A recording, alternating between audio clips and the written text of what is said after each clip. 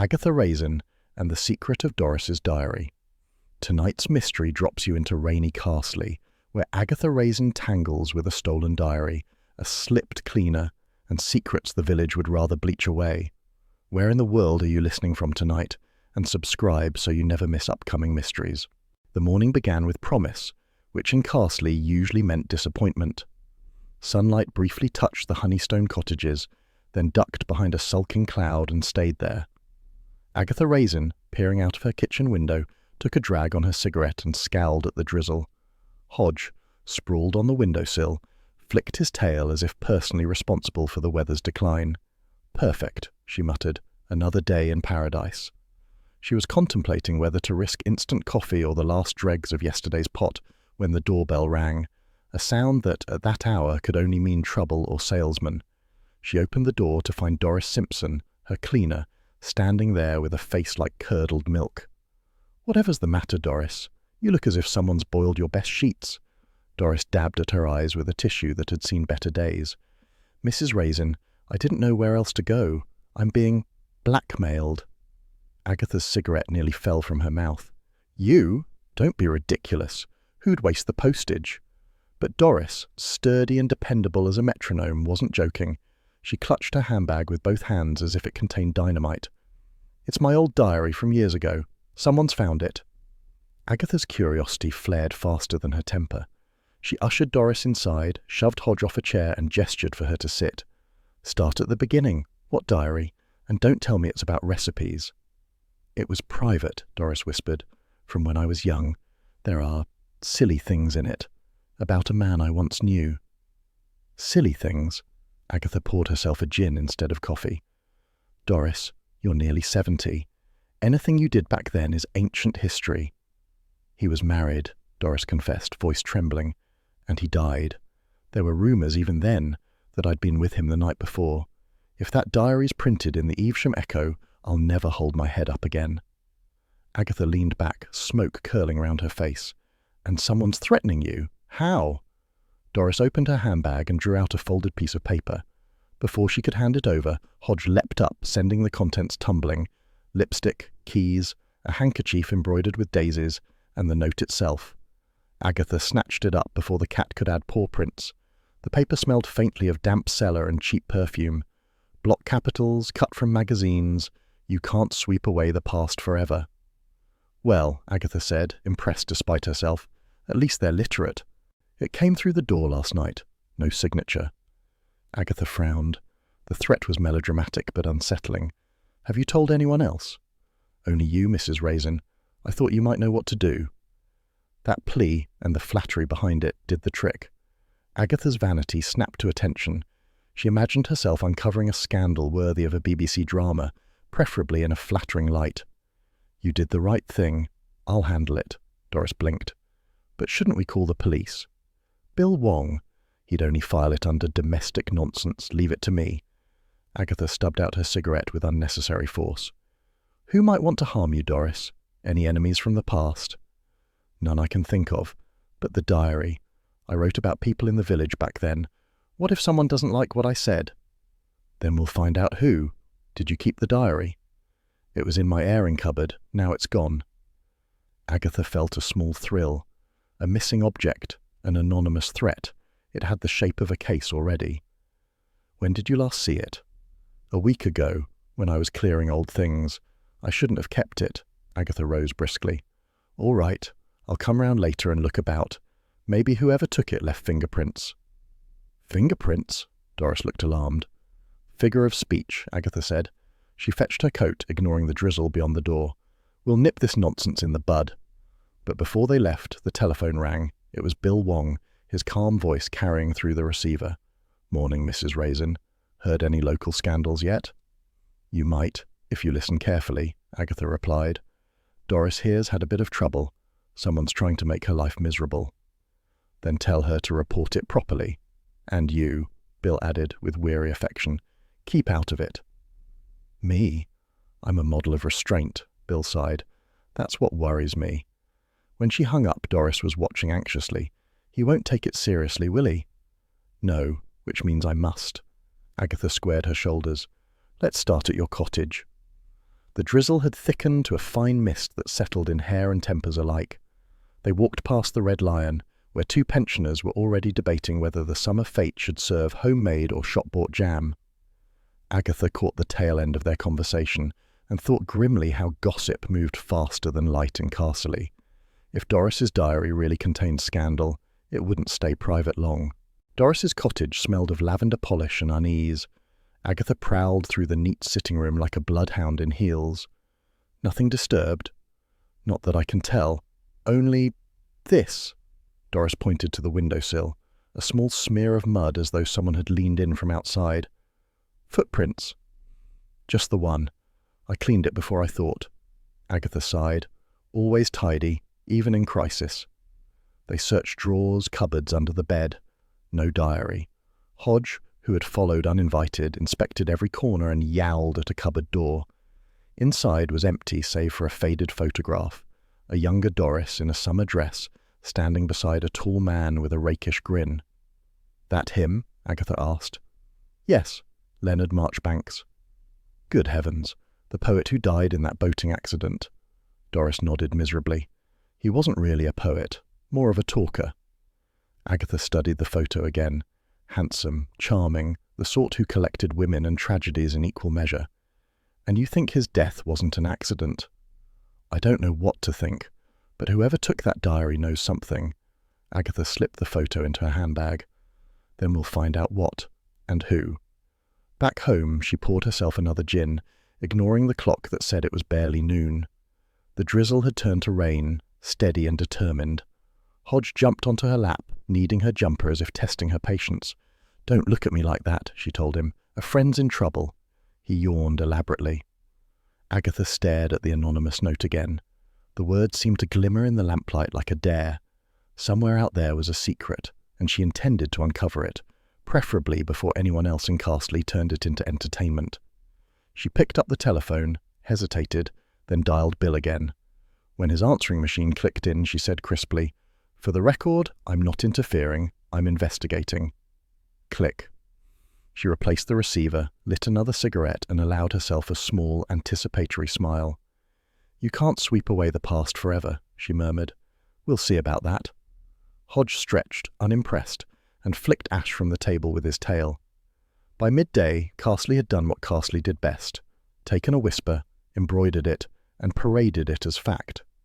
What had begun as Doris Simpson's tearful confession in Agatha's kitchen had by lunchtime transformed into a full-blown scandal involving adultery, illegitimate children, and possibly espionage. Agatha first caught wind of it when she stopped at the village shop for milk. Mrs. Cartwright, the shopkeeper, leaned across the counter, lowering her voice to a stage whisper. "Terrible business about poor Doris.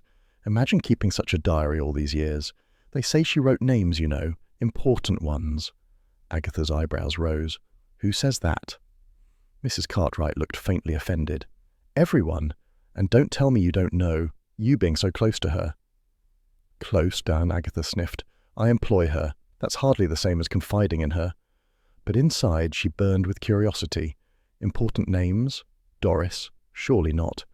The most thrilling thing the woman had ever confessed before yesterday was the scandal of missing teaspoons at the vicarage.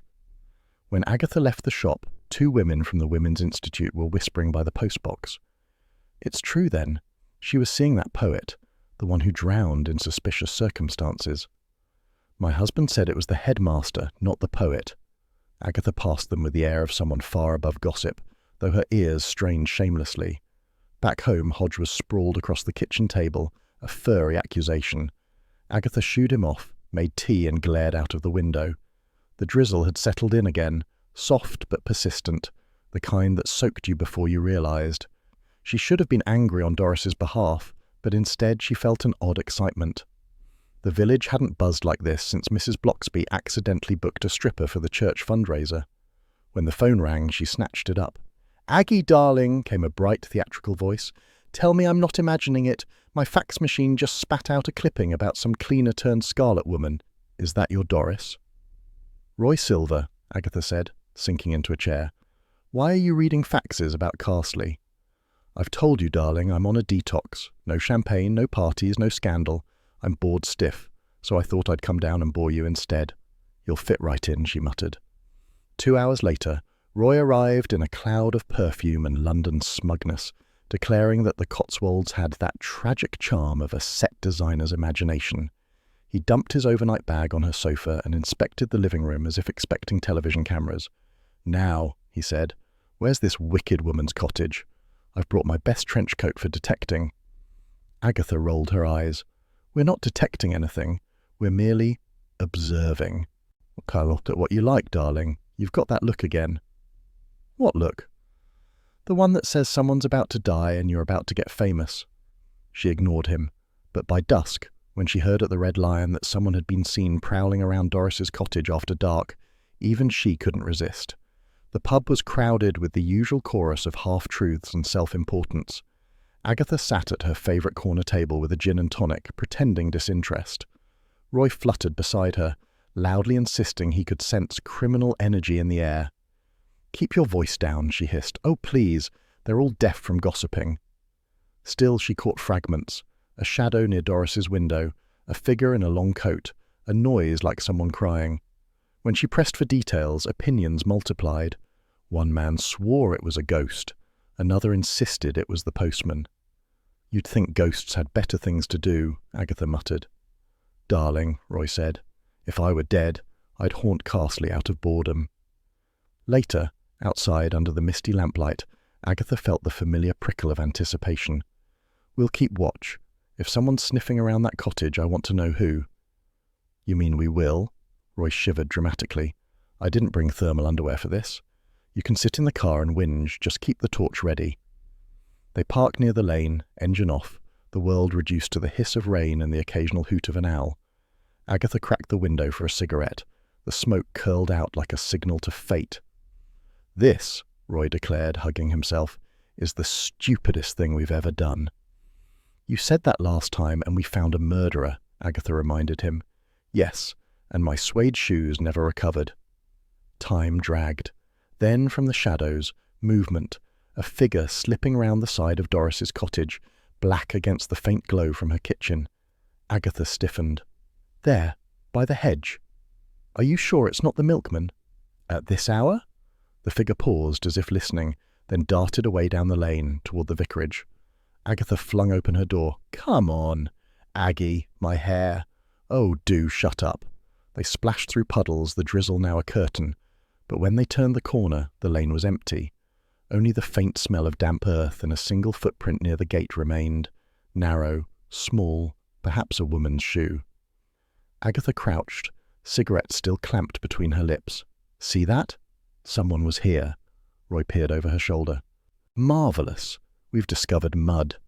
She ignored him. "The vicarage, you think?" "Unless Doris's ghost took up jogging."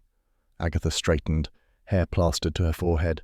"We'll ask Mrs. Bloxby. She's bound to know something." The vicarage lights glowed warmly, the sort of glow that dared you to intrude. Mrs. Bloxby answered the door in her usual calm way, as if being disturbed at 9:30 by two dripping figures were an ordinary pastoral duty. "Mrs. Raisin, Mr. Silver, do come in. Tea?" Agatha brushed rain off her coat. "We saw someone running toward here from Doris's cottage." Mrs. Bloxby frowned gently. "I'm sure you were mistaken. Probably a rambler lost in the dark." "At 9 at night?" Agatha narrowed her eyes. "You'd be surprised how people wander," Mrs. Bloxby replied. Her tone was even, but something, a flicker of unease perhaps, passed through her expression. Roy, oblivious, accepted a biscuit. "Lovely vicarage you've got. No hauntings, I hope?" Mrs. Bloxby smiled. "Not yet." After polite refusals of more tea, they left, though Agatha's mind buzzed. Mrs. Bloxby had looked away too quickly when she mentioned Doris. It wasn't guilt exactly, more the protectiveness of someone shielding another. On the walk back, Roy chattered about how country air ruined his skin. Agatha barely listened. She was replaying every word Mrs. Bloxby had said, every pause. "Aggie," Roy said suddenly, "why do you care so much? She was your cleaner, not your sister." Agatha hesitated. The rain ticked softly on her umbrella. "Because she trusted me," she said. Then, after a pause, "and because people here love a scandal more than the truth." Roy sighed. "And you love the chase more than both." "Possibly," she admitted. When they reached her cottage, Hodge was waiting on the windowsill, glaring as if she'd missed curfew. She poured herself a small gin, feeling the warmth spread. The gossip had grown legs, and perhaps claws. Somewhere behind the villagers' cosy chatter, something darker moved, something that had visited Doris's cottage and fled toward the vicarage. Agatha stubbed out her cigarette and watched Hodge twitch in his sleep. "Well," she murmured, "let's see what they're whispering tomorrow." And in Carsley, tomorrow never failed to whisper louder. The morning after the storm of gossip dawned pale and oddly still. Carsley's hedgerows dripped with last night's rain, and even the birds sounded half-hearted, as if they too had heard bad news. Agatha Raisin stood in her kitchen, waiting for the kettle to boil and trying not to look at the answering machine's red light, blinking like a silent accusation. When she finally pressed play, Bill Wong's calm voice filled the room. "Agatha, it's Bill. I'd rather you heard this from me. Doris Simpson's been found dead at her cottage. Looks like she slipped. I'll be round shortly." Agatha sat down hard. Hodge jumped onto her lap, affronted at the sudden movement. She stroked his fur without seeing him. Slipped? Doris had been many things, opinionated, stubborn, fond of gossip, but careless wasn't one of them. By the time Bill arrived, the drizzle had thickened again, and Agatha had fortified herself with both coffee and gin. He stood awkwardly by the door, his raincoat glistening. "You all right?" "Of course not," Agatha snapped. "You tell me my cleaner's dead before breakfast and expect serenity." Bill gave a weary sigh. She hit her head on the kitchen tiles. No sign of a struggle. Paramedics said she must have fallen last night. "I'm sorry, Aggie." Agatha folded her arms. "And the diary?" "What diary?" "Oh, don't play innocent. The one she told me someone stole. Has it turned up?" Bill looked genuinely surprised. "She mentioned no diary to us. Just routine. The neighbors said they heard nothing." "Neighbors wouldn't hear a brass band if it were murdering someone quietly," Agatha muttered. "Aggie, please," he said gently. "Let us handle it. For once." That tone, half appeal, half warning, only strengthened her resolve. "Naturally. I wouldn't dream of interfering," she lied. Bill's faint smile said he knew exactly how long that promise would last. Later that afternoon, Carsley was already reverting to its habitual rhythm of tragedy management: shock, speculation, and sponge cake. At the Red Lion, the locals murmured respectfully over their pints, then moved briskly to theories. "She was old, wasn't she?" said one. "Bound to happen sooner or later." "Didn't she have a bit of a past?" said another, lowering his voice just enough to be heard by everyone. Agatha sat at a corner table with Charles Fraith, who had appeared out of nowhere that morning, as if tragedy acted as his social calendar. "Terrible business," he said, swirling his brandy. "Domestic accidents are so dreadfully unglamorous." "She didn't slip," Agatha said flatly. "Oh, come now. You can't possibly know that." "I do. Doris was careful. You could bounce a coin off her kitchen floor." Charles tilted his head, amused. "You always did have a flair for melodrama. Next you'll be accusing the vicar's wife." Agatha ignored the jab. Her eyes drifted to the pub window, streaked with rain, beyond which Carsley went about its business, the butcher's van parked by the green, Mrs. Cartwright bustling with her shopping bags. Life marched on, indifferent as ever. "You didn't happen to know Doris, did you?" she asked suddenly. "Only by reputation," Charles said, "which from what I gather has improved posthumously." She glared. She was a good woman, and she didn't deserve to die for some grubby secret. Charles raised his glass in lazy salute. To grubby secrets, then. That evening, Agatha drove to Doris's cottage under a leaden sky. The police tape fluttered weakly in the drizzle. She ducked beneath it, muttering about bureaucracy, and stepped inside. The little house felt wrong, too quiet, too clean. The faint, acrid tang of bleach lingered in the air, sharp enough to make her eyes water. The floor gleamed, every surface spotless. Too spotless. Doris cleaned, yes, but she never bleached wood floors. "She didn't do this," Agatha said aloud. Hodge, who had stowed away in the car and now sat by the door, yawned in apparent agreement. Agatha crouched by the scullery door. Muddy footprints, faint but visible, trailed inwards, not out. A single partial print led to the sink, where the bleach bottle stood uncapped. She photographed it with the disposable camera she kept for insurance against idiocy, as she called it. The diary, as she expected, was nowhere. Mrs. Bloxby answered the vicarage door looking tired but kind, as always. She invited Agatha in for tea before she could refuse. "I hear you've been asking questions," Mrs. Blocksby said gently. "Only sensible ones. Doris was frightened before she died. You saw her, didn't you?" Mrs. Blocksby's teacup paused halfway to her lips. "Yes. She came by the night before. She seemed troubled." "About what?" "A man," Mrs. Blocksby said after a pause. "Someone from her past. She said he'd found her address again." Agatha leaned forward. "Did she say his name?" "No. Only that she was afraid he might ruin what peace she had left." The vicar's wife's expression was grave, her voice low. "Please don't stir things, Mrs. Raisin. Doris wanted the past left buried." Agatha stared into her tea. The past has a nasty habit of digging itself up. Back home, she lit a cigarette and perched by the window. Carsley lay under a damp, silvery dusk. From here, she could see Doris's cottage across the lane, dark and still. Somewhere behind those drawn curtains, a secret had turned fatal. Bill called again just before 8. "Aggie, I mean it," he said. "Leave this alone. No evidence of foul play, and no reason to think otherwise." "Except for bleach, footprints, and a missing diary," she said crisply. He sighed. "Promise me you'll behave." "Of course, like a saint." "You're about as saintly as Hodge. Flattery will get you nowhere," she replied and hung up. An hour later, Charles returned, soaked from the rain but cheerful.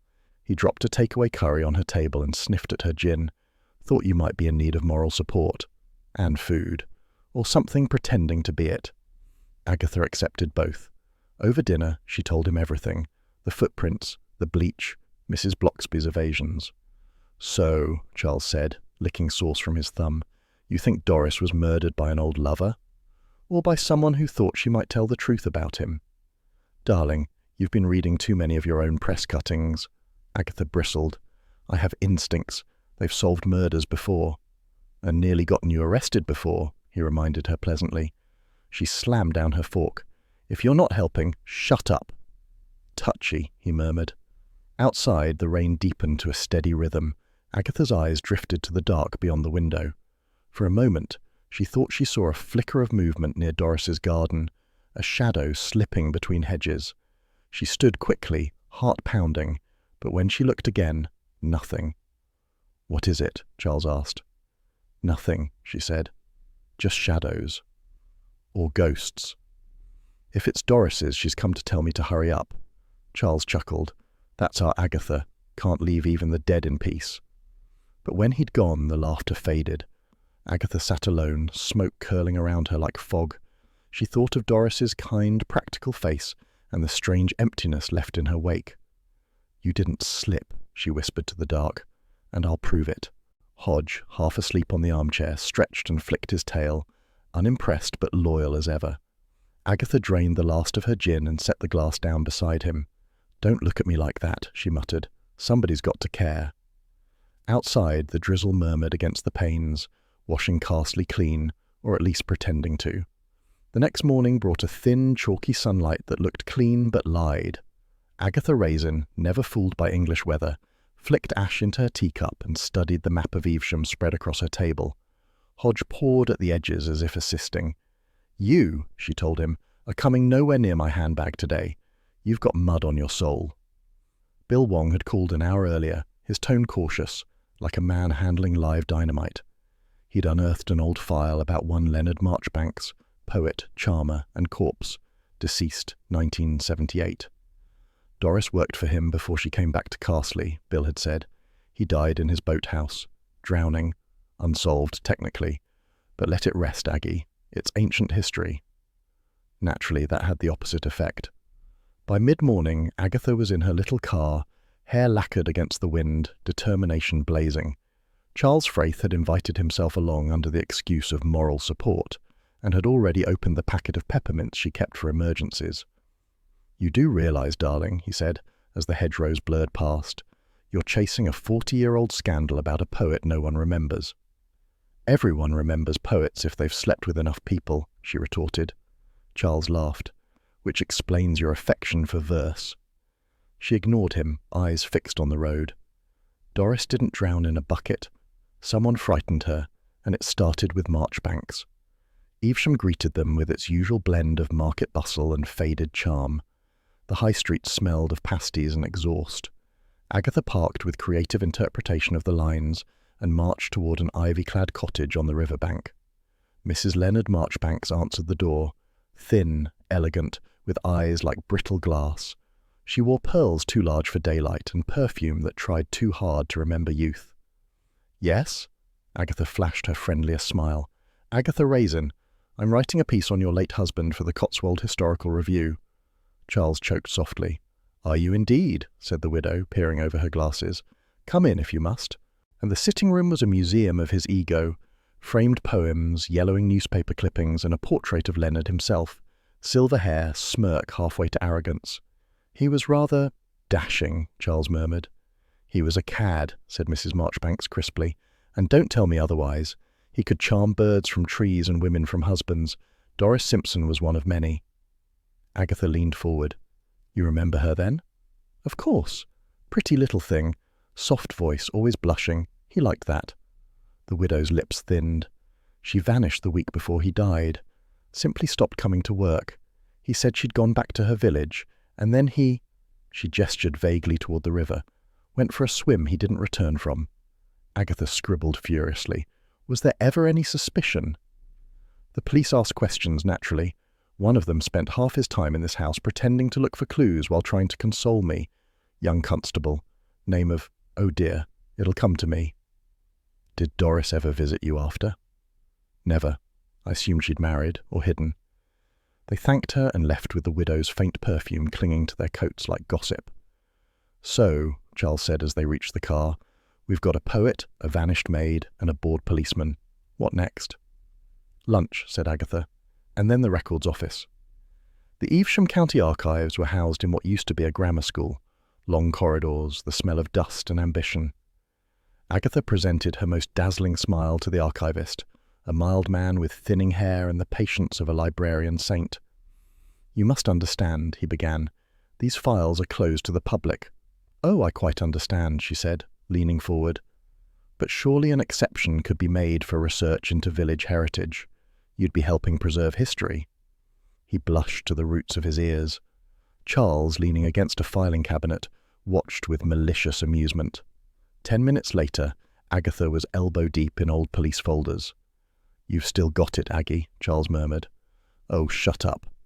Among the brittle pages she found what she needed, a grainy photograph clipped from a 1978 report. Leonard Marchbanks stood at a summer picnic, one arm draped over a laughing girl, Doris. Her dress was floral, her smile careless. Beside her stood a man in uniform, younger than the poet, his hand barely touching hers.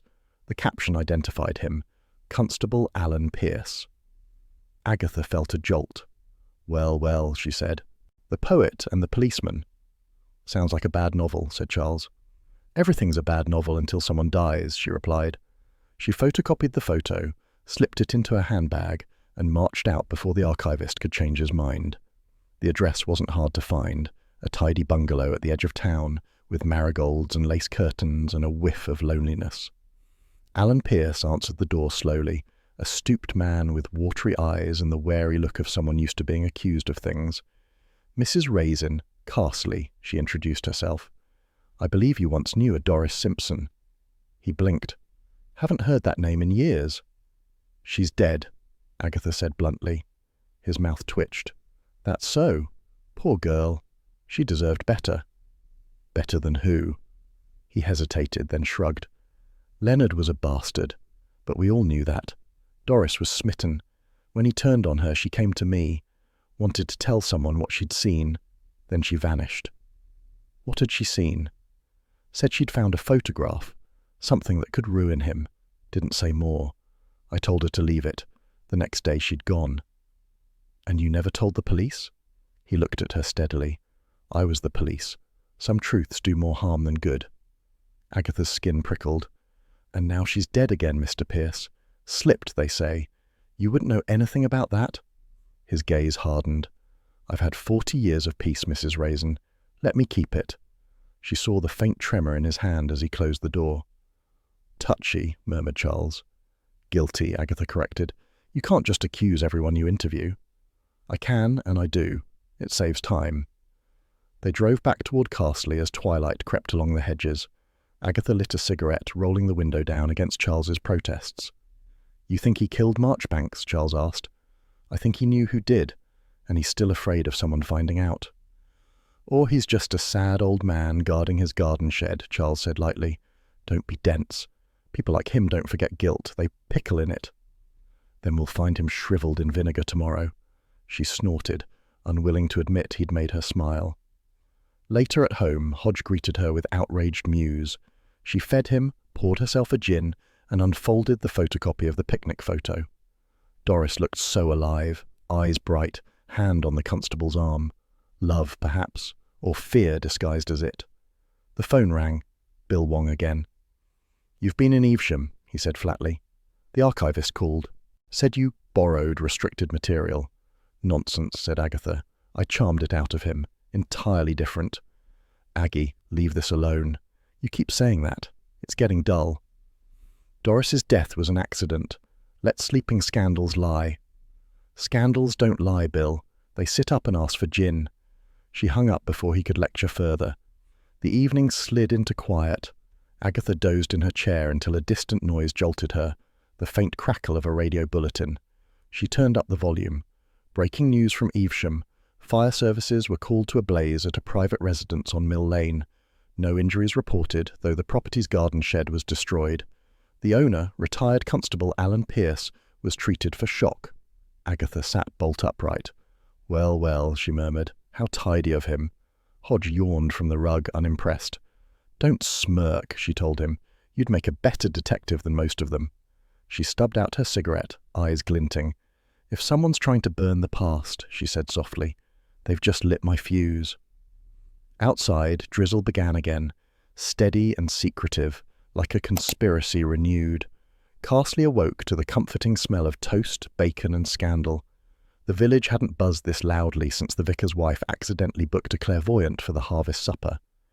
Agatha Raisin, still in her dressing gown and curlers, listened to the murmurs drifting from the pavement outside as she spooned instant coffee into her mug. "Fire at Evesham," came a voice from the lane. "That old policeman's shed gone up like Guy Fawkes." Another replied, "And him in hospital now. They say it weren't no accident." Agatha smiled grimly. The morning, for once, had delivered excitement along with drizzle. She lit a cigarette and watched the smoke curl. Hodge, offended by the smell, leapt onto the counter and sat like an unimpressed magistrate. "Don't look at me like that," she said. "Someone tried to burn evidence and you're judging my nicotine." The phone rang. It was Charles Fraith, sounding far too chipper. "Morning, Aggie. I assume you've heard the news?" "Of course. You think I live under a rock?" "Just checking.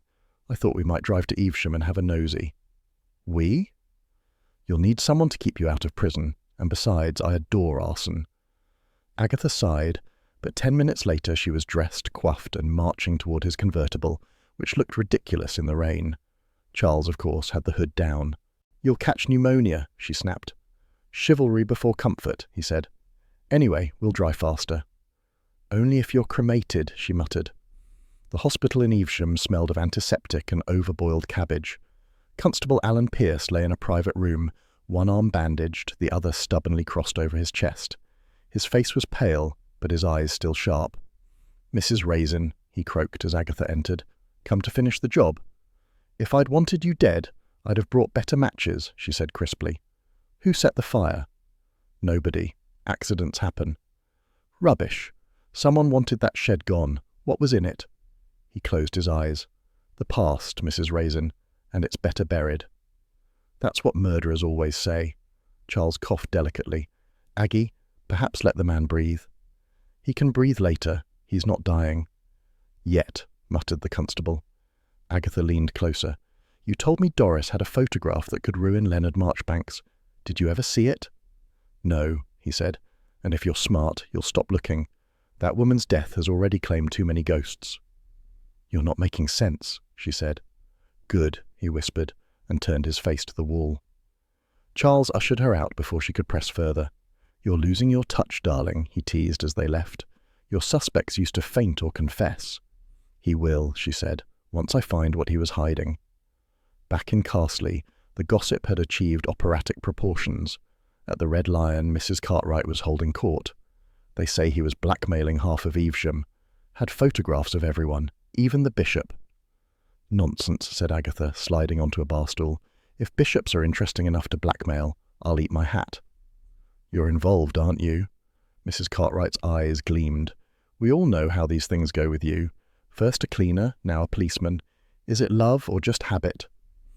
You've got the wrong kind of brush, dear, said Agatha sweetly. I'm not sweeping up his ashes for fun. Charles ordered them both drinks, pretending amusement, but watching Agatha closely. He'd seen that spark in her eyes before, the one that meant trouble was brewing stronger than the gin. By afternoon, Agatha's telephone rang again, this time with a cheerful chirp from Roy Silver. Aggie, darling, you won't believe what my poor dial-up has dragged from the abyss. You've been snooping again, haven't you? Naturally. I searched the Evesham Echo archives, slowly, painfully, like a saint of technology, and found something delicious. Leonard Marchbank's last party, 1978. There was talk of a scandalous photograph that disappeared after his death, one that would shake the Cotswolds literary circles. Agatha's pulse quickened. Describe it. Oh, they didn't print the picture, obviously, but listen to this. He read aloud in mock dramatic tones. Sources suggest the image involved a prominent local figure in a moment of romantic indiscretion. Who was the local figure? That's the mystery. Everyone involved kept their mouths shut tighter than a WI sponge at judging. And Doris took that photo, Agatha said slowly. Probably. Poor thing. She was everywhere back then, apparently helping with catering, handing around sherry and taking snapshots for the newsletter. Any hint who the partner was? Oh, darling, you'll love this. The gossip column said only that the man was not the poet's wife. Agatha nearly dropped her cigarette. You don't say. Now don't go starting another witch hunt, Roy warned lightly. I know you. You'll accuse everyone from the vicar to Prince Charles before tea. Nonsense, said Agatha. I'm perfectly reasonable. Hodge, perched on the sideboard, sneezed as if in disbelief. Later, Mrs. Bloxby came by with a tin of biscuits and her usual air of gentle concern. I heard about the fire, she said softly. How awful for that poor man. Awful? It's suspicious, Agatha replied, and I think Doris took that photograph everyone's whispering about. Mrs. Bloxby hesitated. She did mention something to me years ago. I'd forgotten until now. She said she'd taken a picture by mistake, thought it was funny at first until she realized who was in it. Who? She never said, only that it was someone respectable. She wanted to burn it, but a friend persuaded her not to. A friend? Perhaps this Mr. Marchbanks, or someone else who stood to gain from keeping it. Agatha's imagination immediately leapt into high gear. Someone respectable, she repeated. Could be anyone. The vicar, the butcher, Charles. Charles? Mrs. Bloxby smiled faintly. He'd have been a child in 1978. You'd be surprised how early men start misbehaving. The vicar's wife sighed, a sound equal parts patience and affection. Just promise me you'll be careful, Agatha. Secrets burn hotter than bonfires. Well, they also light the way, said Agatha. That evening, Agatha sat at her kitchen table, nursing a glass of gin and watching the rain bead against the window. Hodge purred beside her, a furry metronome of indifference. Someone's hiding in plain sight, she told him. That photograph would have destroyed a reputation, so who's desperate enough to make sure it never surfaces? Hodge blinked. Don't look smug, she said. You're no help. If you had opposable thumbs, maybe. The doorbell rang. Agatha, expecting Charles or Mrs. Bloxby, opened it without caution and froze. No one stood there.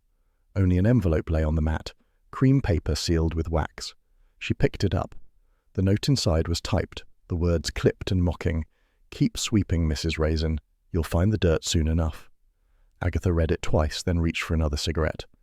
How very poetic, she muttered, almost as if Marchbanks wrote it himself. She looked out into the drizzle. Somewhere out there someone was watching, still tending their little bonfire of secrets.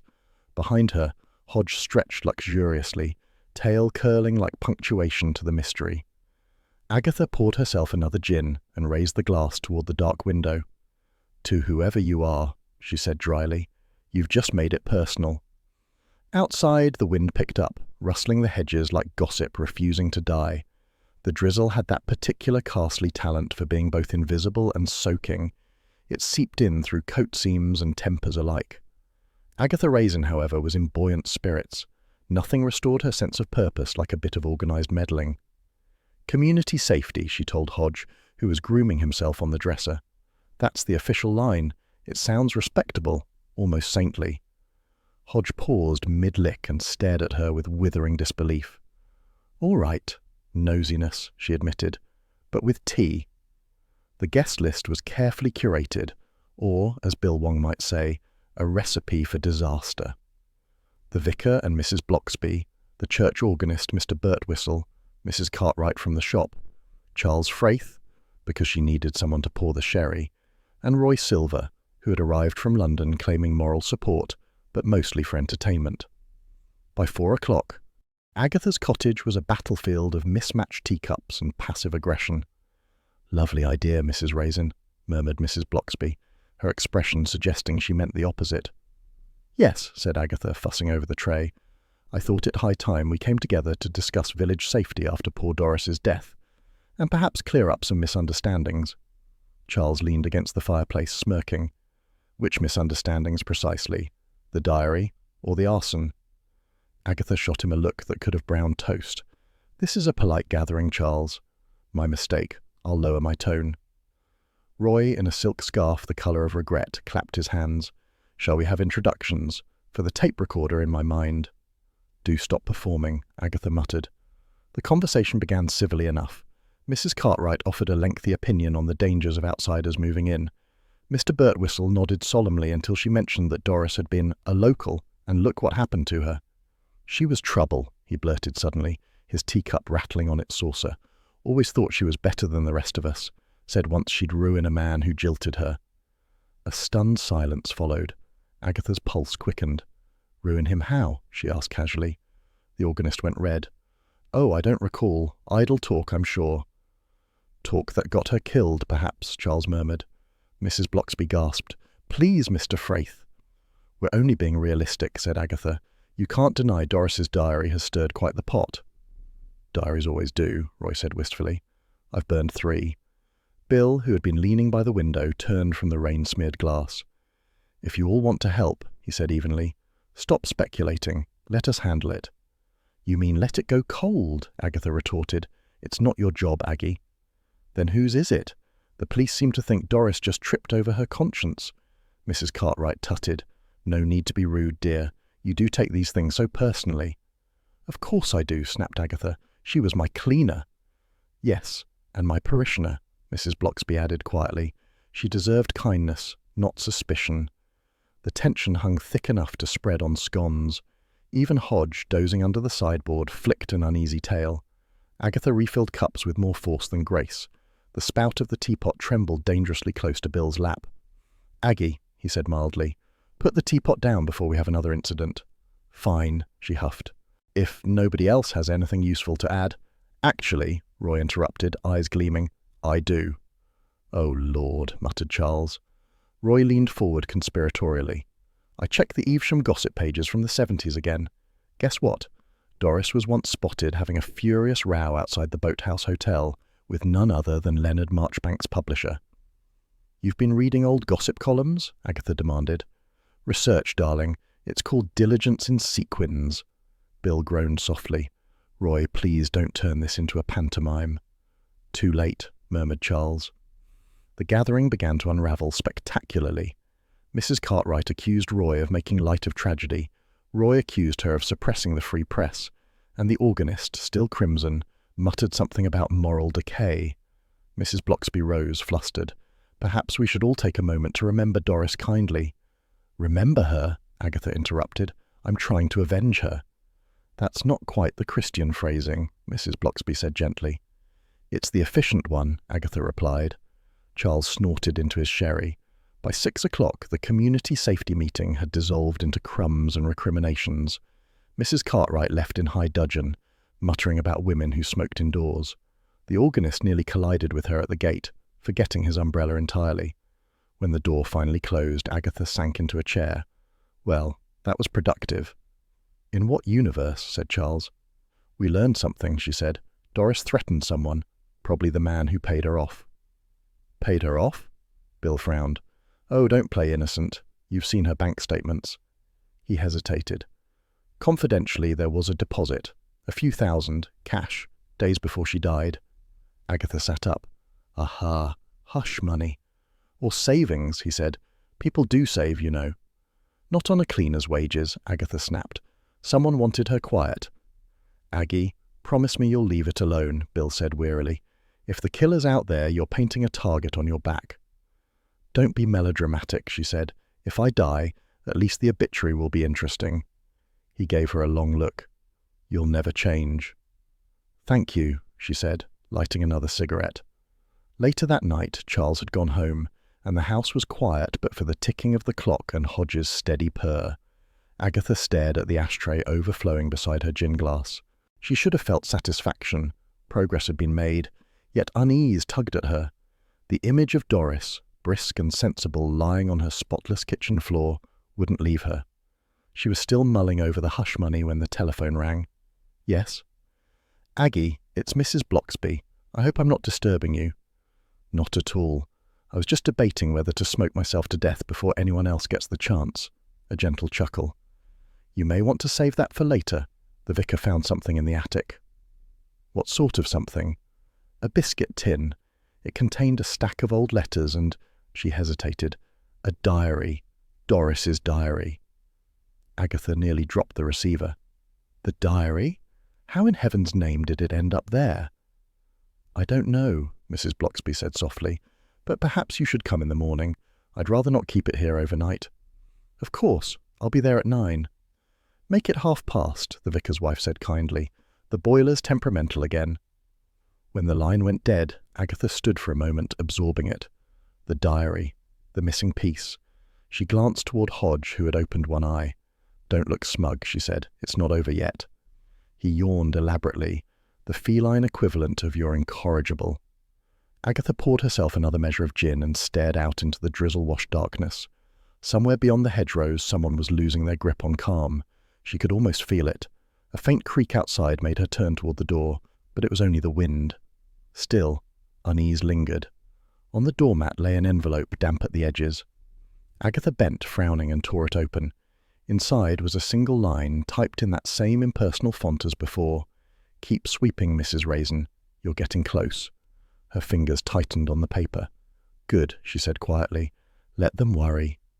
She stubbed out her cigarette and watched Hodge curl back into sleep, his tail twitching in rhythm with the ticking clock. The drizzle thickened outside, steady as gossip. Carsley had that washed-out stillness peculiar to the Cotswolds after rain. The cottages gleamed faintly in the weak sunlight, and the hedgerows smelt of damp earth and gossip. Agatha Raisin, clutching her handbag like a shield, strode down the vicarage path with Charles Frayth in tow. Do try not to antagonize the vicar, Charles murmured. He already looks at you as if you're the Antichrist with a lighter. I'm not here for him, said Agatha. I'm here for his wife, and her attic. Mrs. Bloxby opened the door herself, her expression a polite mixture of welcome and dread. You're early, Mrs. Raisin. Eager, corrected Agatha. Where's the diary? Mrs. Bloxby led them into the vicar's study, now serving as a temporary evidence room. On the desk sat an old biscuit tin, the kind that had once held shortbread and now contained sin. We shouldn't be reading this, the vicar's wife murmured, folding her hands. Don't fret, said Agatha. It's not gossip, it's research. That's what journalists always say before the libel suit, said Charles, settling into a chair. Agatha opened the tin with reverence. Inside lay a small leather-bound diary, its pages yellowed and edges soft from handling. A faint scent of lavender and polish rose from it. Doris's scent, neat and unassuming. Agatha flipped to the first page. January 1977. Worked late for Mr. Marchbanks. He said my smile should be framed, though perhaps not by marriage. Agatha snorted. The man sounds like every poet I've ever met. Flattery with unpaid overtime. Keep reading, said Charles, already pouring himself a sherry from the vicar's decanter. Agatha turned the pages slowly. The entries were a mixture of household notes and surprising intimacy. Who borrowed what? Who disappointed her? Which parish ladies cheated at raffles? But as the months passed, Doris's tone shifted, from mild irritation to something sharper. March 1978, L. says he'll never tell who was in the photograph. But I know. Agatha stopped dead, There, she said, tapping the page. L for Leonard Marchbanks, the poet. He knew who was in that picture. Mrs. Blocksby frowned. What picture? The one Doris mentioned before she died. The scandalous photograph. Charles swirled his sherry. Sounds frightfully artistic.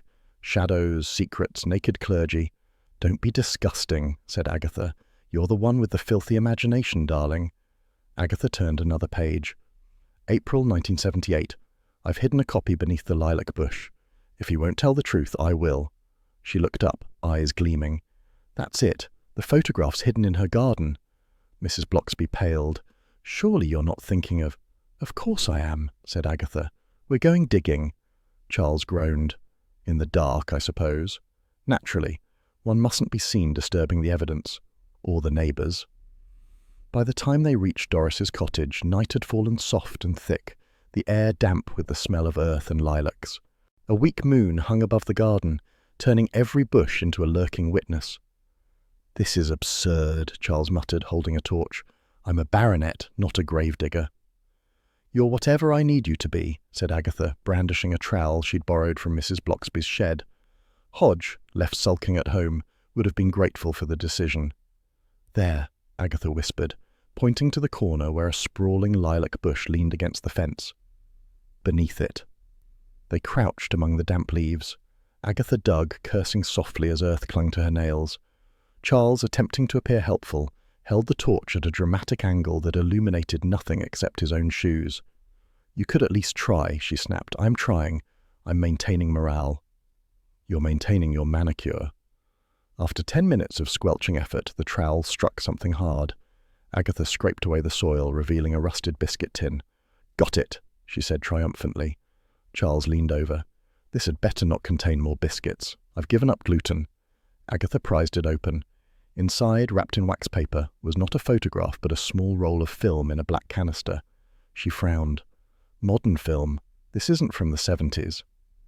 Maybe Doris took up photography again, said Charles. Or someone swapped it, Agatha murmured. Before she could ponder further, a sharp clatter broke the silence. Something small and hard struck the fence beside them. Then another, pinging off the spade. Stones, hissed Charles. Someone's throwing stones. Cowards, Agatha muttered, grabbing one from the ground. Aggie, don't. Too late. She hurled it back with the precision of righteous fury. It sailed into the darkness, followed by an indignant yelp. You hit me, Charles cried, clutching his shoulder. You were in the way. You're supposed to aim for the enemy, not your accomplice. Stop whining, it's only a bruise. A bruise on a body that's rarely seen manual labour. Another stone whizzed past, narrowly missing Agatha's head. She switched off the torch. Come on. Whoever it is has the advantage of bad manners. They retreated through the gate, breathless and muddy. Behind them the lilac bush stirred as if laughing. Back at Agatha's cottage they dropped into chairs like soldiers after a skirmish. Hodge, offended by their intrusion, stalked off to his dish. Well, Charles said, rubbing his shoulder, that was exhilarating and idiotic. At least we got something, Agatha said, holding up the film canister. Proof Doris was onto something. Or just proof she owned a camera. You're hopeless. This could be the clue to everything. You always say that before things explode. Agatha ignored him and reached for the telephone. I know someone in Mercester who still develops film. Discreetly. Discreetly? Charles raised a brow. You mean illegally? Same thing in Carsley. She left a message on the man's answering machine, giving her best urgent but charming tone, then collapsed onto the sofa. The smell of wet soil clung to her coat. Next time, Charles said, we do this in daylight, wearing gloves and plausible deniability. Next time you bring muscle, she shot back. He smiled lazily. You wound me, Aggie. Good. Now shut up. The following afternoon, they picked up the developed photographs from the chemists in Evesham. The man behind the counter, a discreet sort used to Carsley eccentricities, handed over the envelope with raised eyebrows. Bit blurry, some of them, he said. Looks like movement. Probably taken in haste. Agatha thanked him, heart thudding, and tore the envelope open outside.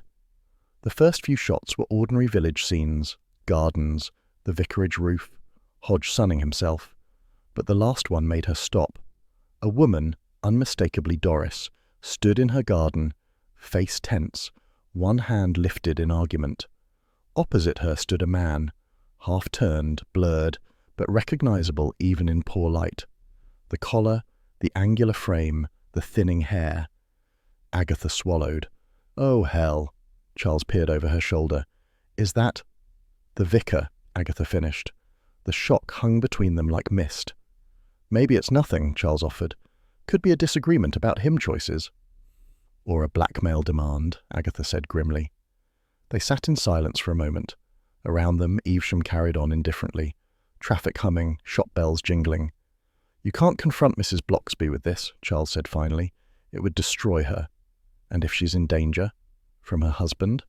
From whoever killed Doris?" He sighed. "You do realize, Aggie, that in Carsley, insinuating a scandal about the vicar is social suicide?" "Then I'll die famous," she said. That evening, Agatha stared at the photograph again. The figures seemed to move under the lamplight, the gesture frozen between fury and fear. She poured herself a gin and looked out at the lane, dark and quiet now. The lilac bush across the road swayed gently in the breeze, its blossoms pale as ghosts. "You had secrets, Doris," she murmured, "and you weren't the only one." Hodge jumped onto her lap, demanding attention with a flick of his tail. She stroked him absently, the photograph still in her hand. "What do you think, Hodge? The vicar and Doris? Innocent chat or unholy row?" Hodge blinked, unimpressed. "Yes," she said. "That's what I thought." She tucked the photograph back into its envelope and reached for another cigarette. The match flared, bright and brief. "Well," she said aloud, smoke curling into the still air, "if the diary speaks, I'd better start listening." Outside, the rain began again, soft, secretive, and full of whispers. Morning broke over Carsley in one of its self-congratulatory moods. Blue sky, cheerful birds, and the faint scent of someone's overdone toast drifting through the lane. Agatha Raisin, however, was in no mood for pastoral harmony. She'd spent most of the night staring at the incriminating photograph and imagining every possible scandal the vicarage might be hiding. Hodge had shown little interest. He'd inspected the envelope, yawned, and gone back to sleep with the air of one resigned to his owner's insanities. By 10, Agatha was marching toward the vicarage, determination clacking in her heels. She'd promised herself to be tactful, which meant she'd likely manage it for a full 30 seconds. Mrs. Bloxby opened the door, smiling her gentle, faintly worried smile. "Mrs. Raisin, how nice, though you look rather purposeful." "That's because I am," Agatha said. "We need to talk, privately." The vicar's wife hesitated, then ushered her into the sitting room. The curtains were half drawn, as if modesty itself lived there. A teapot steamed on the table, surrounded by plates of digestives and good intentions. "Tea?" "No, thank you," said Agatha, sitting down. "I'm afraid this isn't a social call." Mrs. Bloxby folded her hands. "I rather thought it might not be." Agatha took a breath. "I've seen a photograph of Doris Simpson with your husband." The silence that followed was not dignified. It was dreadful. Mrs. Bloxby's eyes flickered, and for a moment Agatha thought she might faint, but the woman simply nodded, as though confirming something inevitable. "I see," she said quietly. "You knew?" "Not entirely, but I suspected someone would find it one day. Doris told me she feared as much." Agatha leaned forward. "You're telling me it wasn't an affair?" "Of course it wasn't," Mrs. Bloxby said sharply, surprising her. "It only looked that way. My husband went through a crisis of faith years ago. He was ready to leave the church. He even spoke of leaving me. Doris was cleaning the vicarage at the time. She found him in tears and, well, put an arm around him. Someone saw. Someone with a camera." "And turned it into blackmail," Agatha finished grimly. Mrs. Bloxby nodded. "Doris took the blame, said she'd handle it. She didn't want the vicar's reputation ruined, or mine. She paid small sums whenever letters arrived, for years." "That's monstrous," Agatha said. "Who would do such a thing?" "I don't know.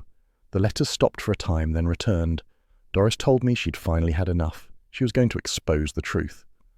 Agatha lit a cigarette without asking, earning only a mild sigh from her friend. "And then she ends up dead. Convenient." Mrs. Bloxby winced. "Please, Mrs. Raisin, I shouldn't even have told you this." "Why not? I could help." "Because gossip in Carsley travels faster than charity," said Mrs. Bloxby. "If this gets out, it will destroy him, and perhaps me as well." Agatha looked at her, this kind, infuriatingly gentle woman, and felt something almost like pity. Almost. "You should have told me sooner," she said, softening slightly. "I wouldn't have judged." "Oh, you'd have judged," said Mrs. Bloxby, smiling faintly, "but you'd have meant well." Agatha stubbed out her cigarette in the saucer. "I'll keep quiet for now, but only if it doesn't cost another life." Charles was waiting outside in his convertible, looking bored. "Well?" "It wasn't an affair," Agatha said, climbing in. "How disappointing. I'd already written the headline, 'Clergyman's Cuddles Cause Chaos.'" "You're revolting," she said, but smiled despite herself. "Thank you. It's hereditary." They drove toward the village, the breeze tugging at Agatha's hair. She felt oddly unsettled. Sympathy sat awkwardly on her like an ill-fitting coat. At the Red Lion, Bill Wong was having lunch. He looked up as they entered and groaned. "I was hoping for one meal without you interrogating someone." "You're in luck," said Agatha. "I'm here to interrogate you." He pushed his plate away. "Go on, then." Agatha leaned on the table. Doris was being blackmailed over a photograph, one that made the vicar look bad. "You already knew that, didn't you?" Bill gave her a long, level look. "Maybe." "Don't play coy, Bill. It doesn't suit you." He sighed. "Fine. Yes. But I couldn't tell you. Confidentiality." "Rubbish," she said. "You've told me worse." "True," he admitted. "All right. Yes, there were anonymous letters sent to the vicar. I saw a few when I was called about the fire. Threats, mostly. The truth will out. Same tone as the notes you've been getting, actually." Agatha frowned. "So the killer's still taunting us. Or me." "You do have a gift for attracting danger," said Bill. "It's almost supernatural." "It's called curiosity," she said primly. "It's called trouble," he corrected. Charles, sipping beer, looked amused. "Do we at least know who was sending the letters?" Bill shook his head. "Typed, same as Agatha's. No prints. But whoever it is, they know a lot about old village gossip." "Which narrows it down to roughly everyone," Charles said. Agatha ignored him. "So Doris pays for silence, the vicar keeps quiet, and now both are targets. There's a connection." "There usually is," said Bill. "But this time, Aggie, promise me you'll stay out of it." "Don't start that again." "You're too close to this one," she bristled. "Too close? Bill, half the people I know are in it up to their cardigans. If I waited for emotional distance, no case would ever be solved." "You can't solve a case by being nice," she added darkly. "No," said Charles, "but you can make an awful mess by being you." Agatha glared. "Thank you, Dr. Freud." That afternoon, she returned home to find Hodge curled on the windowsill, his tail twitching like punctuation. The sight calmed her a little. She poured a gin, sat down, and stared again at the photograph. Mrs. Bloxby's confession had untangled one mystery only to knot up another. If Doris had protected the vicar, who had finally turned on her? Her thoughts were interrupted by the phone ringing. "Agatha Raisin speaking." "Aggie, it's Roy. How's life in the moral wilderness?" "Sticky," she said. "What do you want?" "Just checking you're still alive. There's talk all over Mercester that you've unearthed a scandal involving a clergyman's wife." "Who told you that?" "Darling, this is England. Information travels on the same current as tea." Agatha groaned. "So much for keeping quiet." "Don't fret," said Roy. "It'll all blow over. Unless someone's actually murdered again, of course." "Roy, go back to London," she said, slamming down the receiver. By evening, the drizzle had returned, soft and persistent, as if to dampen human mischief. Agatha stood by the window, cigarette in hand, watching the village lamps flicker through the mist. She thought of Mrs. Bloxby, kind, steadfast, quietly burdened, and wondered how much one gentle soul could endure before breaking. A knock at the door startled her. She stubbed out her cigarette and opened it to find Bill standing there, rain on his coat. "You'd better sit down," he said. Her stomach tightened. "What now?" "The vicar's missing," said Bill. Agatha stared. "Missing? You mean gone for a walk?" "No, his car's still at the vicarage. Mrs. Bloxby found his study empty, his cassock gone, and a note on the desk. It just said, 'Forgive me.'" The room seemed to tilt. "Oh, hell," she muttered. Bill nodded grimly. "Exactly. Do you think—" "I don't know yet. But if he's involved, this just got worse." Agatha sank into her armchair. Hodge, disturbed by the tension, jumped down and disappeared behind the sofa. You should have let me handle it, Bill said quietly. And let Doris's killer get away? No, thank you. Aggie, if anything's happened to him, then we find out why, she said, voice firm again, and who pushed him to it. Bill gave her a weary look. You really can't help yourself, can you? No, she said, and I wouldn't want to. When he left, she stood for a long moment, listening to the faint patter of rain on the window. The village, neat and familiar by day, had taken on a darker shape under the mist. She poured another gin, lit another cigarette, and muttered to the empty room, Forgive me. For what? Outside, the church bell struck 8, slow, deliberate, and far too solemn for comfort. Hodge crept out at last, stretching before curling at her feet. Agatha looked down and sighed. Don't worry, darling, we're not finished yet. The cat purred softly, a small, steady sound of reassurance in the uneasy quiet. Carsley woke to calamity disguised as calm. The drizzle was soft, the air smelled of damp roses, and yet the village's collective pulse had spiked to hysteria. The vicar had vanished. By 8 o'clock, word had spread faster than jam at a WIT. At the shop, Mrs. Cartwright declared she'd seen a shadowy figure heading toward Evesham at dawn. At the Red Lion, Mr. Jessup swore he'd heard weeping in the churchyard. By 9, half the village was theorizing suicide, the other half scandal. Agatha Raisin, sitting in her kitchen with a cigarette and a rising headache, had no time for either. You'd think the man had been carried off by aliens, she muttered. Hodge, sprawled on the windowsill, gave a disdainful yawn. Exactly, said Agatha. We'll find him before the parish decides to hold auditions for a replacement. A knock sounded at the door. Bill Wong entered without waiting for invitation, looking weary and damp.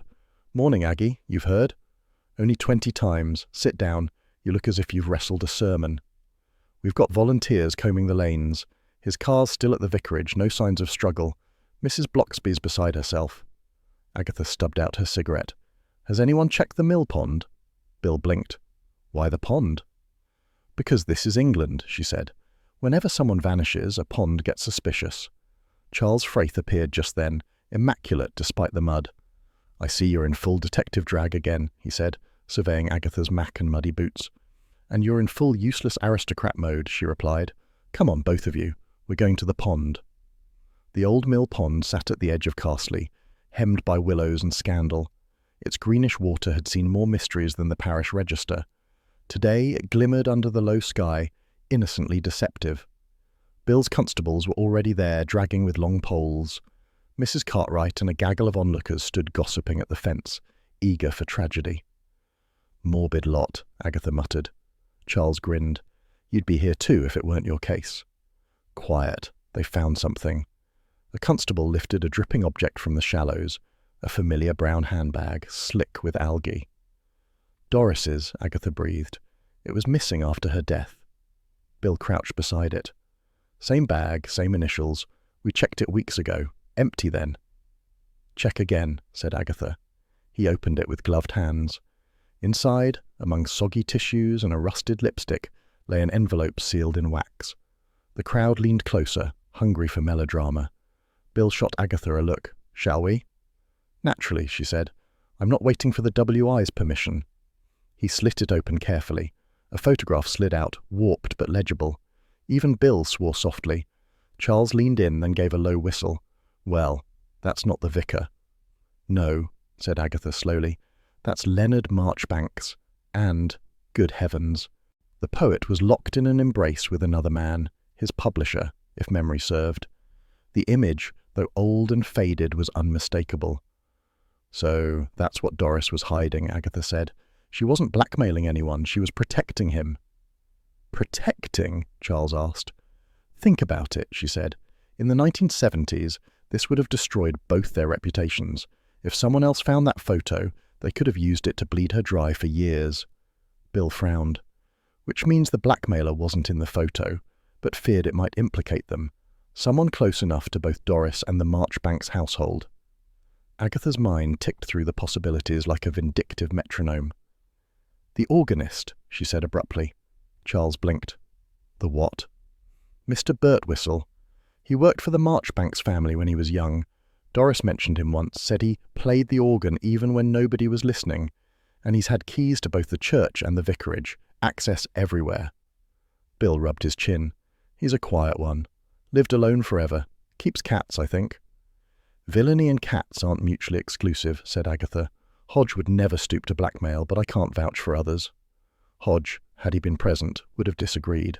We'll question him, Bill said. You'll do it politely, Agatha warned. If you barge in shouting, the WI will think he's been framed by Freemasons. And you'll stay out of it, said Bill.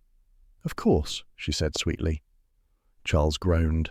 That tone always precedes a disaster. By afternoon, Carsley had achieved peak speculation. The Red Lion was packed with armchair detectives and opportunists. Roy Silver had turned up from London, declaring he was reporting live from the front line of middle-class hysteria. You'd think the Pope had gone missing, he said, sipping a shandy. Less paperwork if he had, Agatha said. So, where's our dear vicar hiding then? Joined a monastery. Run off with a nun. Hardly. He's too polite to elope before evensong. Still, said Roy, eyes gleaming, you must admit it's deliciously you. A vanished clergyman, a dead cleaner, and a photograph with literary homoerotic overtones. The BBC will snap this up. Roy, said Agatha, if you breathe a word of that to anyone, I'll have you drowned in that pond. Touchy, he said lightly, but his grin faded when he saw she wasn't joking. That evening, Bill returned to the vicarage after interviewing Mr. Birtwistle. Agatha and Charles were waiting in the sitting room with Mrs. Bloxby, who clutched a handkerchief like a prayer. Well? Agatha asked. He denied everything, said Bill. Claims he barely knew Doris, never met Marchbanks, but his records show he played organ for the Poets' Pavilion in 1978, same summer the photo was taken. That proves it, Agatha said. It proves opportunity, Bill corrected. Not guilt. Mrs. Bloxby's voice was barely audible. He wouldn't hurt anyone. He's always been lonely. Agatha sighed. Lonely people are precisely the ones who do foolish things. Charles raised an eyebrow. You should know. She glared at him. So what now? Asked Mrs. Bloxby. Bill hesitated. We've issued a notice for the vicar's disappearance, but no trace yet. If he's seen the photo or thought the scandal was his fault, he might have gone to ground. Agatha leaned forward. Or someone wanted him gone because he found out too much. Bill looked tired. Aggie, this isn't one of your novels. Sometimes people just walk away. Not in Carsley, she said firmly. Here, they're either pushed, poisoned, or persuaded. Mrs. Bloxby gave her a faint, sad smile. You do have a unique gift for comfort, Mrs. Raisin. Agatha winced. Sorry, I meant, no need. I'm grateful you care enough to be dreadful. Charles chuckled softly. Put that on your tombstone, Aggie. When Bill left to check the search perimeter, Agatha lingered. The vicarage was quiet, smelling faintly of polish and grief. You think he's alive, don't you? Mrs. Bloxby asked quietly. Agatha nodded. Yes, but frightened. He might have gone to hide the rest of the letters. Mrs. Bloxby's gaze dropped. He's not a strong man, Mrs. Raisin. Kind, but easily shamed. If he thought the village whispered behind his back, then he underestimated the village, said Agatha. They'd rather whisper about me. True, said Charles. You do outshine scandal like a lightning strike. Agatha ignored him. I'll find him, she promised Mrs. Bloxby, and whoever's behind this mess. Even if it's someone you know, Agatha hesitated, especially then. Later, back at her cottage, she poured a gin and stared into the glass as if answers might rise like bubbles. Hodge rubbed against her legs, unimpressed. You'd think solving murders would make me popular, she told him. Instead, half the village ducks when they see me. Hodge blinked, unconvinced. The phone rang. She snatched it up. Aggie Raisin, said a voice, thin, breathy. You should stop digging. The past is dead. Who is this? Someone who knows when to let sleeping vicars lie. The line went dead. Agatha stared at the receiver, heart thudding. Coward, she muttered, slamming it down. Charles, lounging on the sofa, raised a brow. Prank call? Threat, which means I'm right. Or insane, he said lightly, not mutually exclusive. She paced to the window. The drizzle had returned, shrouding the lane in silver mist. Somewhere beyond it, the organist's cottage lay silent, its windows dark. He had access to both houses, she murmured, and he's still here. Aggie, said Charles, please tell me you're not planning a midnight visit. Of course not, she said sweetly. He groaned. That tone again. But she was already reaching for her coat. "If I'm not back in an hour," she said, "tell Bill I was right. And if you are back, tell him I was brilliant." She shut the door behind her, stepping into the mist with Hodge's faint meow echoing in protest. Carsley slept on, untroubled by its secrets. But Agatha Raisin, stubborn, vain, and fearless, strode toward trouble as if it were an appointment she refused to miss. The drizzle thickened, turning the hedges to ghosts. Somewhere, faint and eerie, came the sound of church organ pipes drifting through the night. Agatha paused, a shiver down her spine. "Now we're getting somewhere," she whispered, and she walked on. Carsley's morning drizzle had matured into a steady, respectable rain, the kind that dampened tempers and hats but not gossip. Agatha Raisin stood by her window, cigarette smouldering between fingers, watching the lane glisten with puddles and speculation.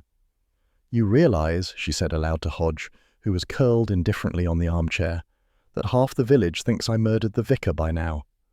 Hodge opened one amber eye, blinked once, and returned to sleep. "Useless creature," she muttered, tapping ash into a saucer. "I suppose I'll have to clear my own name." A knock came at the door. Bill Wong stood outside, rain dripping from his coat.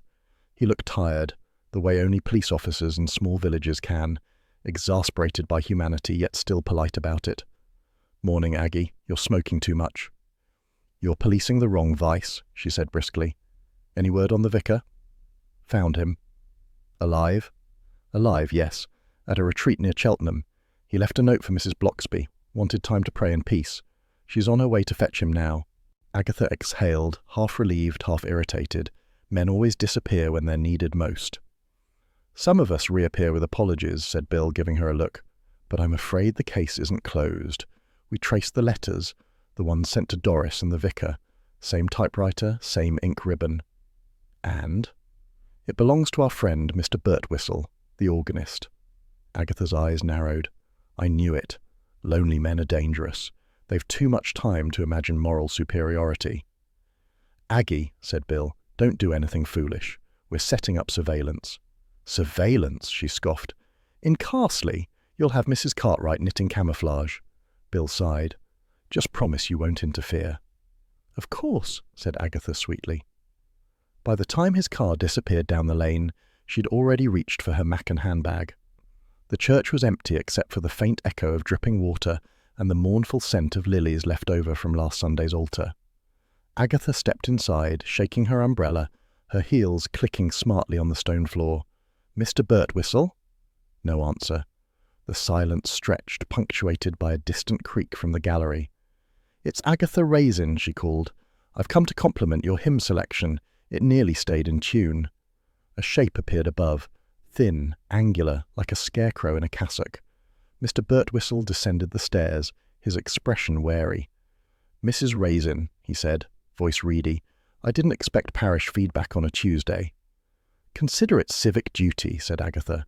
"You're one of Carsley's institutions. I make it a rule to question all institutions." He managed a faint smile. "You flatter me."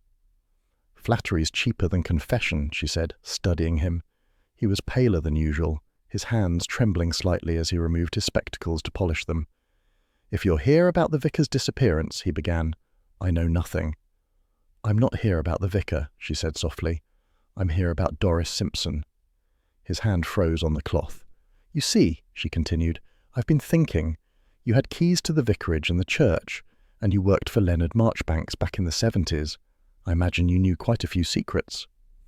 "Idle speculation," he said quickly. "Oh, hardly idle. The typewriter you used for the church newsletters. An old Remington, wasn't it? Same model as the one used to send the blackmail notes." His throat bobbed. Coincidence. "And the checkbook. Remember that fuss years ago when small amounts went missing from the restoration fund? Doris found out, didn't she? That's why you started the letters, to keep her quiet." "This is absurd," he said, backing a step. "You took the diary from the vicarage attic," she pressed on, her voice hardening. "You used it to remind Doris she could be ruined. But when she discovered your forgery, she threatened to tell Bill Wong. You panicked." He drew a sharp breath, eyes wild now. "You followed her into the kitchen," Agatha continued almost gently. "She turned her back. You pushed her. She hit her head. You thought it looked like an accident. You took the diary and left." The words hung in the air, heavy as incense.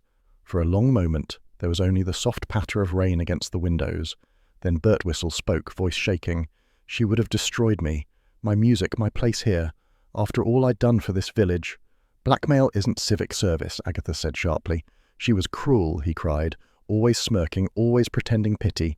"I didn't mean to kill her. I only wanted her to stop." "They always say that," Agatha murmured. He turned toward the organ, shoulders heaving. "You don't understand. This church, this is all I have." "You should have stuck to hymnals," she said. "Less blood involved." At that moment, the faint wail of sirens carried through the rain. Bill's doing, no doubt. Birtwistle heard it too. "You told them," he whispered. "You betrayed me." "You betrayed yourself years ago." Something snapped in him. He lunged for the organ, slamming both hands onto the keys. The sound exploded, a violent, discordant roar that filled the nave like thunder. Pipes screamed. Dust shook from the rafters. "Stop that!" Agatha shouted, clutching her ears. "You wanted a confession," he shouted back, voice rising above the cacophony. "There it is!" The great wooden bench toppled as he struck another chord. The shriek of metal filled the church, then silence, broken only by the slam of the door as Bill burst in, 2 constables at his heels. "Step away, Mr. Birtwistle," Bill commanded. But the organist had slumped forward, hands splayed across the keys, sobbing. The once holy notes trickled into quiet disarray. Bill approached cautiously, snapping handcuffs over thin wrists. "It's over," he said. Agatha exhaled, her heart hammering. "Good," she said, though her voice trembled slightly, "because I'm too old for martyrdom." Charles, who had arrived in time to witness the chaos, surveyed the scene with dry amusement. "You know, Aggie, you really should issue tickets. Murder and mayhem, reserved seating." "Shut up, Charles." Later, at the Red Lion, the 3 of them sat nursing drinks. The rain had finally stopped, leaving the pub windows streaked with light. "He'd been blackmailing her for years," Bill said, shaking his head. "When Doris threatened exposure, he panicked, pushed her, then forged a few more notes to make it look like someone else was behind it." "And the photograph?" asked Charles. "He found it in her diary, thought it might give him leverage. But when he realized it showed Marchbanks, well, even he saw that scandal was outdated. He hid it in her handbag and dumped it in the pond." Agatha sipped her gin. Truly inspiring. Blackmail, manslaughter, and musical incompetence. "You handled him well," Bill said quietly. "Better than we might have." "Don't flatter me, I was improvising." "Still," he said, "you've cleared Mrs. Bloxby's husband's name. She'll be grateful." "Gratitude's overrated," said Agatha. "It doesn't fill an evening." Charles grinned. "Or a bed." "One more word, Charles, and I'll strangle you with a church bell rope." He raised his glass. "To Agatha Raisin, scourge of the Cotswolds." "Here, here," said Bill. "You're both insufferable," said Agatha, though she smiled despite herself. It was nearly midnight when she returned home. Hodge greeted her with his usual mixture of curiosity and disdain, winding around her legs before hopping onto the windowsill. "You missed quite the performance," she told him. "One man dead inside, another nearly deafened. I should charge admission." She poured herself a final gin, staring out at the quiet lane. The rain had left everything clean and glistening, as though the village had politely wiped its conscience. A soft knock came at the door. She opened it to find Mrs. Bloxby, umbrella in hand, face pale but composed. "I couldn't sleep," she said. "I wanted to thank you." "No need," said Agatha. "Your husband's safe, that's what matters." "It matters more than you know," said the vicar's wife. "He'd have blamed himself forever if this hadn't come out. I owe you a great deal." "You owe me tea," said Agatha, "and perhaps a slice of moral restraint." Mrs. Bloxby smiled gently. "You have restraint, Mrs. Raisin. You just hide it very well." "Nonsense," said Agatha, lighting a cigarette. "I hide everything badly." The vicar's wife turned to go. "You did the right thing, even if it hurt." Agatha watched her walk away, umbrella bobbing under the lamplight. When the door closed, the cottage seemed suddenly too quiet. She sank into her armchair, Hodge jumping neatly onto her lap. His purr filled the silence, steady and indifferent. "Well, that's that," she said softly. "Another sinner sorted. Another evening alone." She ran a hand over Hodge's fur, thinking of Mrs. Bloxby's calm eyes and Bill's quiet gratitude. Somewhere in the distance, the faint chime of the church clock marked midnight. Agatha smiled wryly. "Crime in Carsley," she murmured. "Really ought to wait until after evensong." Hodge stretched luxuriously, as if in agreement. Agatha stubbed out her cigarette, reached for her drink, and let the quiet settle back around her, warm, familiar, and faintly ironic, like life itself. Carsley had returned to its usual state of deceptive calm, the kind that suggested nothing ever happened, even when half the village was still whispering about the murder. The drizzle had resumed its civic duties, soft and persistent, blurring the hedgerows and polishing the cobblestones until they shone like old silver. Inside her cottage, Agatha Raisin sat by the fire with a glass of gin, the ice long melted. Hodge occupied her lap, heavy and smug, his tail occasionally twitching as though judging her for the crime of introspection. The telephone had stopped ringing. No reporters, no police updates, no Roy Silver demanding a human interest angle. Peace, for once, had settled on her doorstep, and Agatha wasn't sure she liked it. She sipped her gin and muttered, "This village could make a saint feel unemployed." Hodge yawned, showing all his teeth. "You'd think solving murders might earn one a bit of appreciation," she went on. "But no, they'll be back to baking competitions and gossip about sponge sizes by tea time." She wasn't wrong. Across the lane, the Women's Institute Hall was already lit up for their Tuesday debate. Round tins versus square tins. Which gives the better rise? Carsley took its scandals in short bursts like sherry, quickly swallowed, politely forgotten. Agatha leaned back, her eyes on the flickering fire. The image of Doris Simpson hovered there in the smoke, tidy, unassuming Doris, whose kindness had been mistaken for dullness. Agatha felt a pinch of guilt. She'd never really noticed Doris when she was alive, not properly, but the woman had carried secrets like sacks of coal and borne them quietly until one toppled her for good. "Loyalty's overrated," Agatha said aloud. "It gets you killed." Still, the thought of Doris's small courage lingered. In her own way, the cleaner had done what Agatha always fancied she would do, protect a friend's reputation, even at cost to herself. There was a knock at the door. Agatha sighed. If that's Charles, he's getting the dregs. But it wasn't Charles. Mrs. Bloxby stood on the step, umbrella folded, her expression a mixture of fatigue and gentle amusement. "Forgive the intrusion, Mrs. Raisin. I thought you might like some apple cake." "You thought right," said Agatha, ushering her in.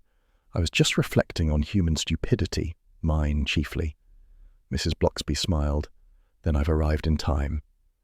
They settled at the small kitchen table. The vicar's wife poured tea, Agatha, gin. The smell of the cake filled the room, cinnamon, comfort and remorse.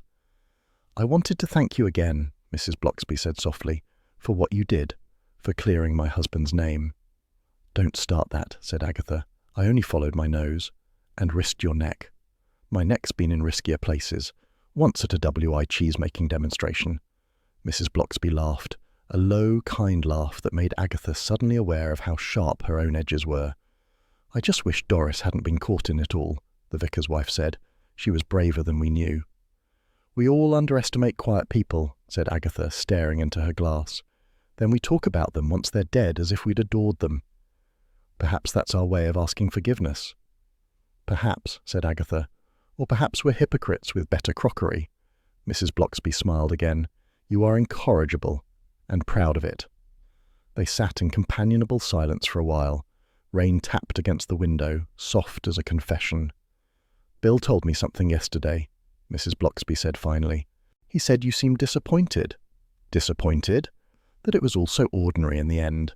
No grand conspiracy, just a lonely man making dreadful choices." Agatha considered. "He's not wrong. I like my villains elegant, not pathetic." "Life rarely obliges," said Mrs. Bloxby gently, "and not every secret wants to be solved." Agatha frowned. "What's that supposed to mean?" "Only that sometimes people hide things for reasons that aren't malicious. Some truths, once uncovered, hurt more than they heal." "Yes, well," said Agatha, lighting a cigarette, "you try telling that to my curiosity." "It's a powerful thing," Mrs. Bloxby said, rising, "but so is mercy." When she'd gone, leaving behind the faint scent of wet wool and cinnamon, Agatha stood for a long time, staring at the empty chair. She was used to being right, but she disliked being seen through. Not every secret wants to be solved, she repeated. What a dreadful slogan for a detective agency. Hodge, ever unimpressed, stretched luxuriously and rolled onto his back, demanding attention. "You're worse than Charles," she told him, scratching his belly. "At least he occasionally buys lunch." He purred, a sound of feline approval that filled the quiet room. Outside, the drizzle thickened into mist, softening the outlines of the village. The church bell tolled faintly for evensong, its note drifting over hedges and rooftops. Agatha thought of Mr. Birtwistle in his cell, of the vicar back in his pulpit, of Doris's grave beneath the lilac bush. All stories ended somewhere, she supposed, just not always where one expected. She poured herself another gin. The glass caught the firelight, refracting it in small, trembling flashes. "Well, Hodge," she said, "another mystery solved, another round of village amnesia on the way. Back to sponge cakes and sermons." Hodge gave a disinterested blink. "You know," Agatha continued, "I do sometimes wonder why I bother. People never thank you for exposing their sins. They just find new ones." She exhaled smoke toward the ceiling. The curling tendrils rose like gossip, curling, drifting, vanishing, yet somehow still present in the air.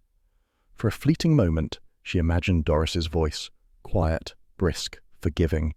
She shook it off and reached for her lighter again. Sentiment was for people with better complexions. "Next time," she muttered, "I'm sticking to crosswords." Hodge stretched, tail flicking lazily, as though to say he'd believe that when he saw it. Agatha smiled, half weary, half defiant. The fire crackled, the rain murmured against the window, and life in Carsley, absurd, nosy, and perpetually alive, went quietly on.